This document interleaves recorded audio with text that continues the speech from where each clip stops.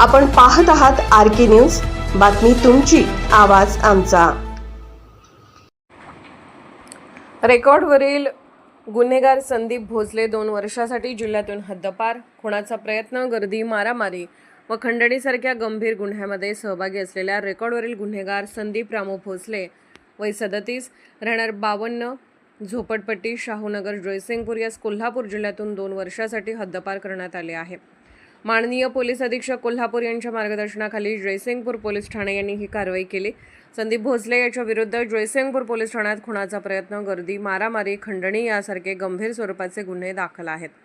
त्यांच्या वाढत्या गुन्हेगारी कारवायांना आळा घालण्यासाठी तत्कालीन प्रभारी अधिकारी पोलीस निरीक्षक सत्यवान हाके यांनी महाराष्ट्र पोलीस अधिनियम 1951च्या कलम 56(1) अ ब अन्वये त्यास 2 वर्षासाठी हद्दपार करण्याचा प्रस्ताव पोलीस अधीक्षक कोल्हापूर यांच्या मार्फत इचलकरंजी उपविभागीय दंडाधिकारी यांच्याकडे सादर केला होता।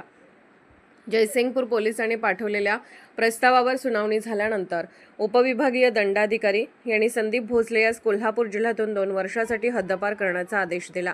प्रभारी अधिकारी संतोष गोरे यांनी संबंधित इसमास अंतिम आदेशाची बजावणी करून त्यास सांगली जिल्ह्यातील मिरज येथे नातेवाईकांकडे सोडण्यात आल्याची माहिती दिली। तसेच हद्दपार इसम जिल्ह्यात आढळून आल्यास नागरिकांनी तात्काळ जयसिंगपूर पोलीस ठाण्याशी संपर्क साधावा असे आवाहनही त्यांनी केले।